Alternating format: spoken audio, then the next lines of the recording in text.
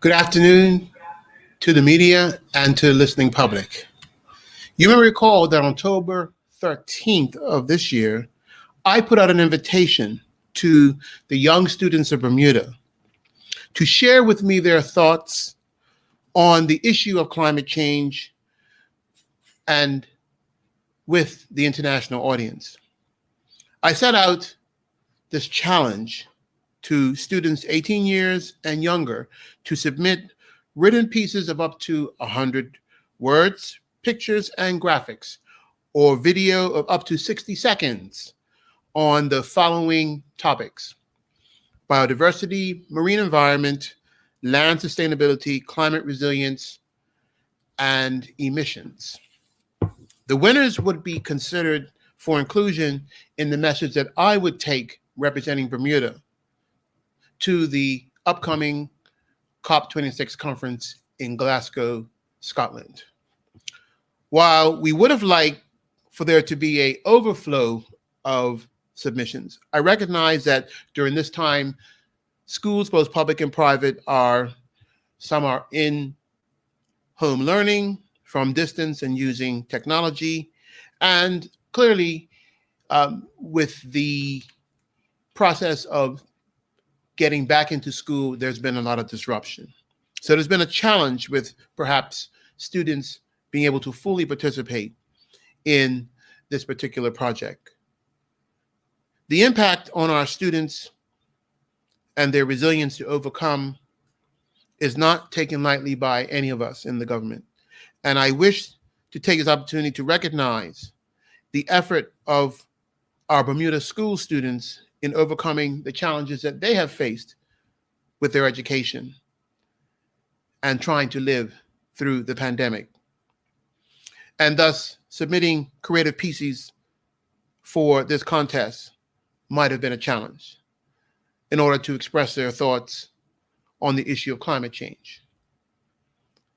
But I now have the pleasure of publicly announcing two winners of the competition: 14-year-old Katia Williams of Warwick Academy and 12-year-old Gabriela Cabral of Delwood Middle School. Ms. Williams voiced her frustrations over humanity's negative impact on the environment by submitting a written piece on our marine environment. She identified it as a home of billions of creatures and its potential as an essential source of energy and medicine. Ms. Cabral also spoke about the marine environment by submitting a PowerPoint presentation that touched on how it affects humans and the impact on global warming. Many are familiar with the saying, "A picture paints 1,000 words." In the production were photos depicting the harmful effects of humankind on marine life. I wish to congratulate these young people. They have won the competition. Our young people has emerged, as we've all been able to see over the past couple of years, as a strong voice in the global environmental movement. And this government wanted to take the time to give them a voice so that they can be heard, like so many other children around the world and young people, Bermuda's young people should be heard when it comes to the issues that will affect them in their future. While on the topic of climate change and our environment, I just wish to highlight and update the public on the Ministry of Home Affairs activities over the month of October that are focused on educating and informing the public on several issues.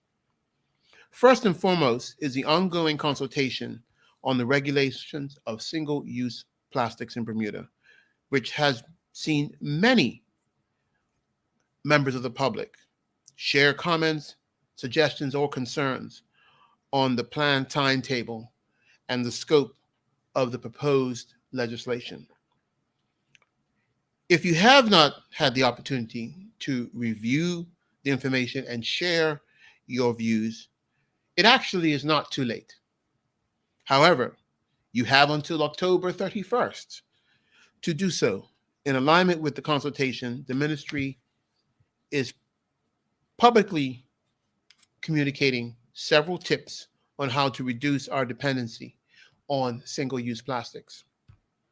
One of the tips, and something that I do when ordering takeout, is to eat at home and to ask the restaurant to skip the condiments, the napkins, and the plastic utensils. If everyone did this one act, that certainly would start to make a difference. Also, this month, the team at the Department of Environment and Natural Resources has been in the community, on the radio, doing interviews, and answering questions every week to educate and inform the public on the important issues that are going on in Bermuda around the environment. Some of these have included why shipwrecks matter, reef and water quality, Bermuda's recovery of endangered species, pelagic fishery and the protection of sharks, Bermuda's response to climate change and the expected impact on air quality, protected species preservation, plant protection, and seagrass preservation. Many topics that center around our environment that the department and the team have gone to the community to discuss. I want to thank all involved for contributing to these worthwhile discussions, those who were doing the presentations and those who were listening. The vital information that was shared about our environment and addressing climate change to the public was important to our plans and our journey to COP26 as a department, as a ministry, and as a government.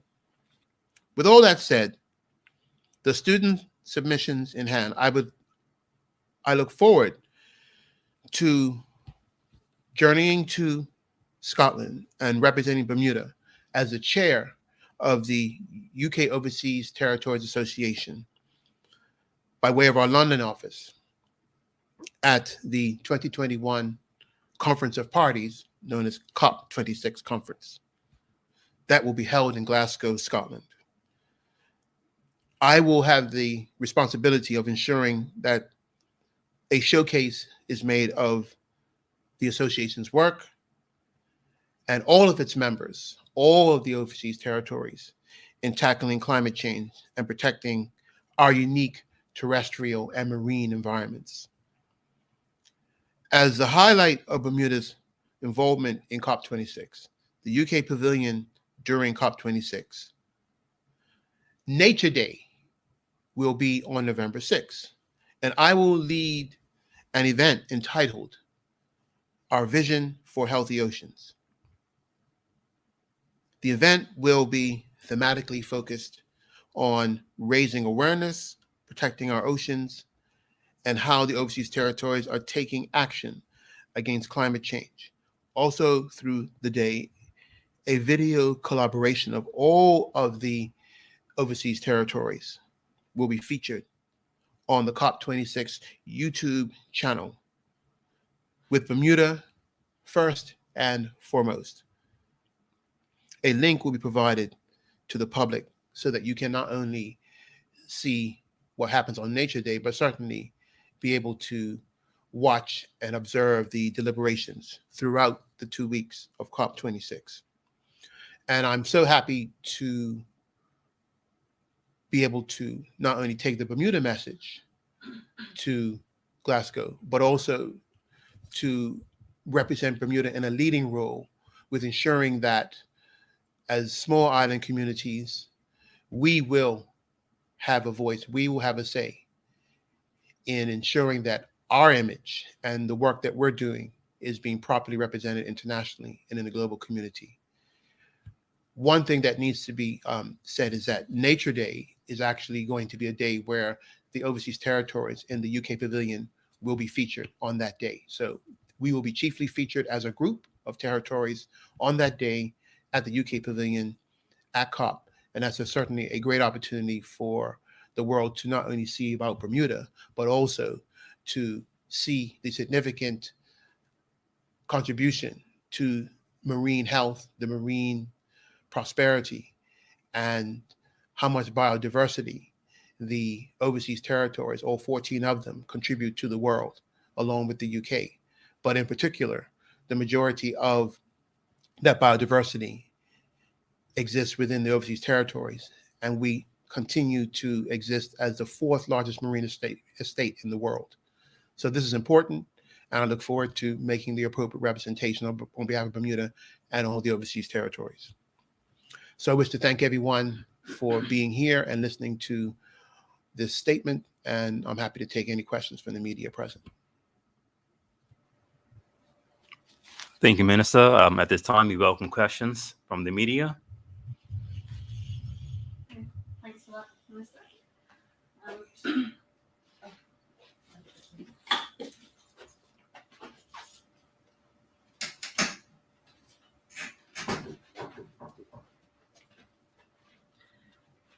You'd mentioned briefly the protection of sharks as one issue of protecting the environment. Is there anything you can elaborate on that? What discussions have taken place, and if any decisions are in the making on that? Yes, I'm happy you brought that up. I think one of the things that has been learned over a number of years, in recent years, is that despite the image that sharks have of a very fierce and perhaps somewhat unpopular species, they are crucial to the marine environment. And the depletion of the amount of species of sharks in the last decades has been frightening and alarming. And there is now an international rush to protect a number of species of shark that are at risk of being lost. And they play a huge role in the biodiversity of all of our oceans.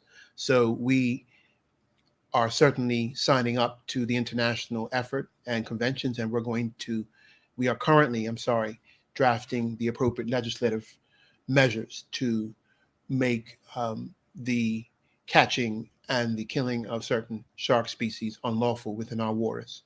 And we're doing that now, and that process is being completed. It is a legislative process, but we have committed to that, and we're doing that. Can you elaborate on what species we were looking to outlaw?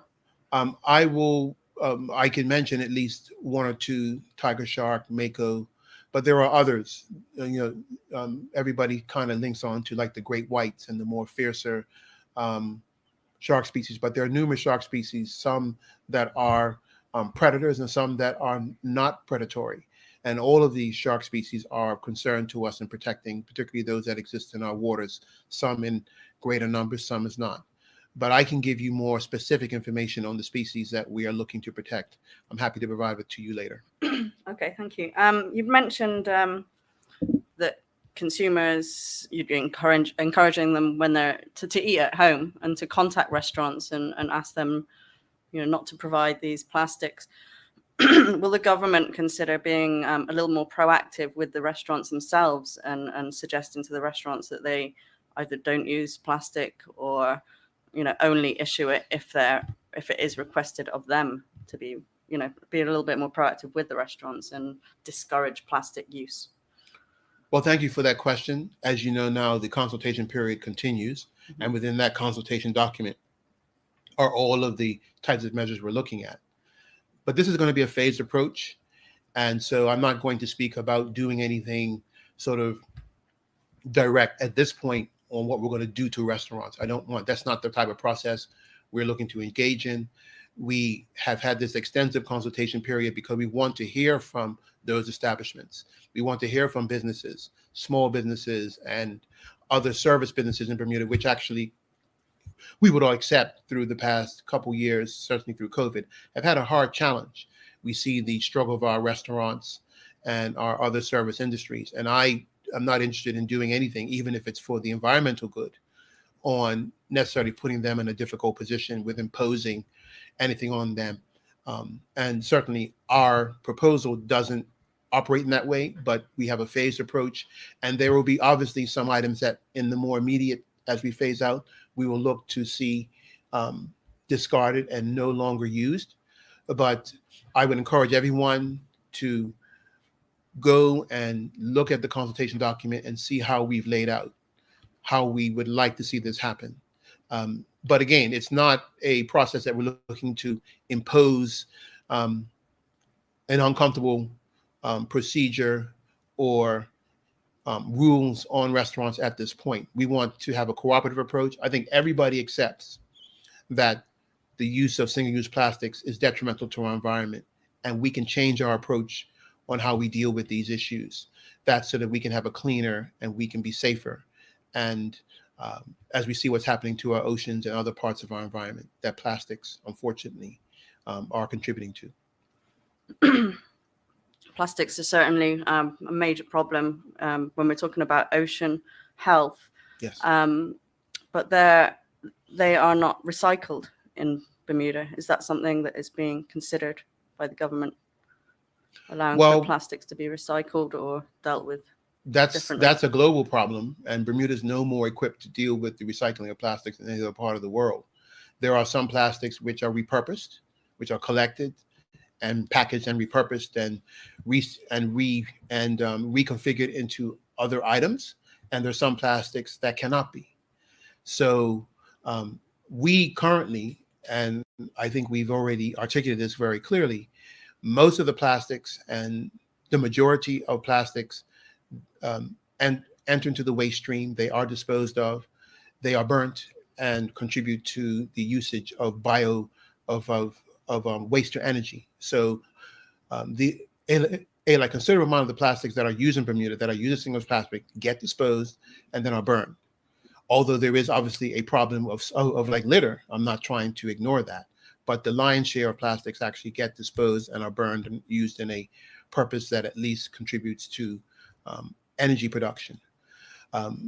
But as you would be aware, the repurposing and reusing of single-use plastics is difficult, other than because that's a manufacturing process. And as far as I know, there isn't anybody on the island who's embraced any sort of plastic manufacturing of that volume. But we intend to use the process that we put in place to address single-use plastics as a process where we can find ways on how we can responsibly handle single-use plastic. And as you know, there are some plastics that are going to remain with us for a while because they have other usage, such as in like the medical field.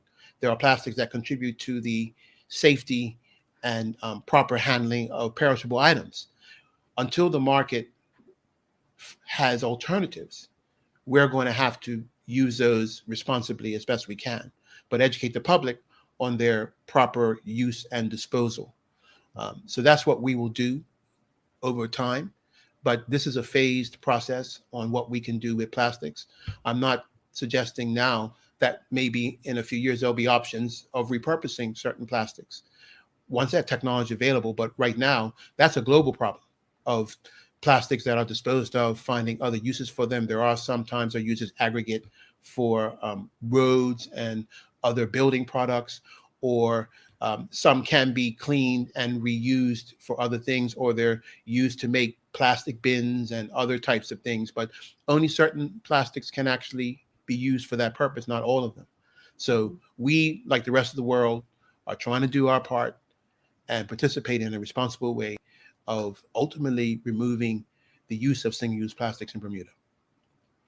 Can you give any indication as to how many submissions have been made so far in this consultation? No, I cannot. I can get you that information. We can do that after the consultation is finished, and all the information and reports about what was received, and we can give it to you after that. At this point, I would prefer to wait till it's finished, and then we can give you a full report on what has happened with the consultation process. Okay, and then I hope you don't mind me asking, but can you give any update on the solar finger? Sure. As to when it would be ready and hooked up to the grid? Yes, I'm happy to give an update, as one of your colleagues asked at the last press conference for that. I have received an update that from the regulatory authority on the current situation with the finger, and the expectation is that imminently that project will be in operation.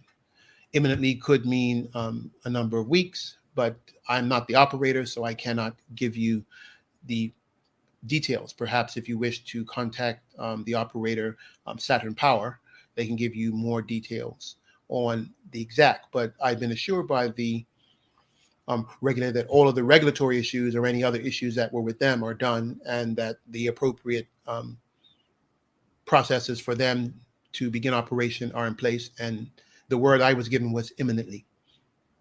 Okay. All right. Thank you.